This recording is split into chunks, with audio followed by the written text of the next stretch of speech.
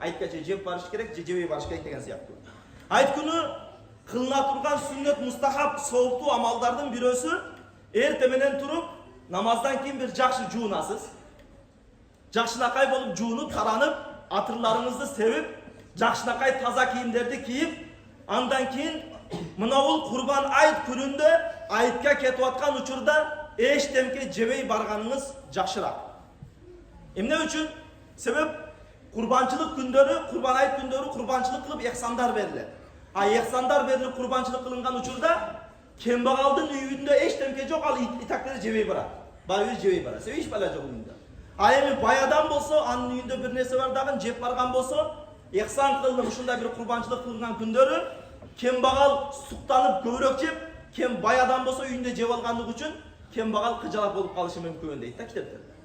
Ошон үчүн бай болобу, кембагал болобу, бардыгы тегиз мына ушул Курбан айтта эчтемке жебей барганы жакшыраак. Ал эми кечеги орозо айттачы, ал орозо айтта эрте менен бир нерсе жеп барганыңыз жакшыраак. Түшүнүктүүбү? Бир шириндикпи же бир нерсени жеп барганыңыз жакшыраак. Ал эми бул Курбан айтта болсо эчтемке жебей барганыңыз жакшыраак амал. Тамам, мына жака элеңиздер. Тамам.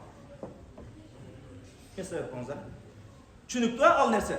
Мына ошол нерсени да эске алайлы. Анан мына ушул Курбан айтка Арафа күнүнөн дагы бир важип болгон, бизге важип болгон бир амалыбыз бар. Такбиру ташрих деп коет. Мына ошол такбир ташрихти ham эске алайлы. Көбү кээ бир жерлерде эстен чыгарып коет. Бул важип амал. Важип амал. Качан важип? Кайсы бир жерде жамаат менен намаз окулунса, жамаат менен окулунган намаздын аркасынан айтылышы важип болгон нерсе. Эгер имамдын эсинен чыгып калса, жамаат эстетиш керек. Имамдын эсинен чыгып калса, аркадагылар дароо айтып башташ керек. Ал кайчан башталат? Арафа күнү баштайбыз. Курбан айт 16-сы белгилендиби? 15 Арафа күнү эрте менен багымдат намаздан кийин баштайбыз. Арафа күнү 5 вакыт намазга айтасыз. Ар бир намаздын аркасынан фарзды окуп бүтүп салам бергенден кийин дароо айтып. Азыр анда айтабыз. Жана такбир ташрих Аллаху акбар, ла илаха иллаллах, Аллаху акбар ва лиллахил хамд. Ошол такбир ташрихти Арафа күнү багымдаттан тартып айтасыз.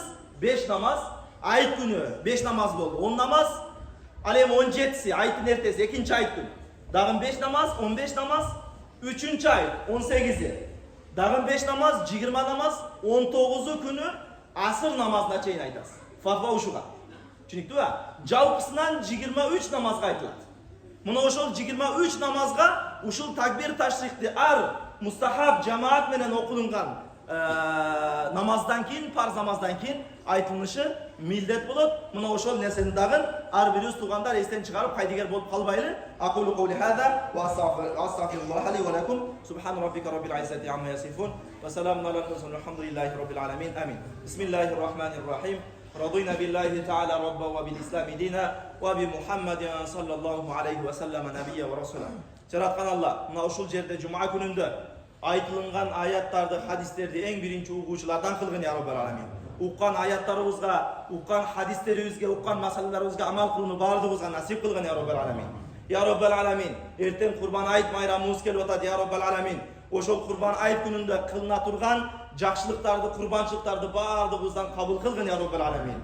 Мына ошол Курбан айт күнүндө кандайдыр бир дуалар кылынса, дуаларыбызды кабыл кылгын я Раббал аламин.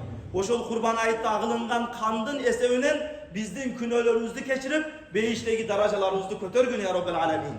Ya Rabbel Alamin, жалпы Кыргызстан мамлекетибизге, жалпы дүйнө жүзү мусулмандарына өзүң тынчылык берген. Мына ошондой улуу күндөрдүн, улуу айлардын урматына мына ошол Палестина жергесинде кыйынчылыкта, машакатта жүргөн мусулман бир туугандарыбызды машакаттан, кыйынчылыктан өзүң узак кылгын я Rabbel Alamin. Ошол балесин өзүң узак кылгын я Rabbel Alamin. Din düşmanlarını özün жетиштүүсүн ya Rabbel Alamin. Özün alarga жетиштүү болгун ya Rabbel Alamin. Ошондой аркандай апат балелерди биздин мамлекетибизден өзүң узак кылгын ya Rabbel Alamin. Ушул тынчтык неаматыны кадырлап жашоону, ушуга шүгүр келтирип жашоону бизге насип кылгын ya Rabbel Alamin. Ушул тынчтык неаматыны урпактарыбызга өткөзүп берүүнү бизге насип кылгын ya Rabbel Alamin. Rabbana atina fid dunya hasana wa fil akhirati hasana wa qina azaban nar wa azabal qabr bi rahmatika ya Allah.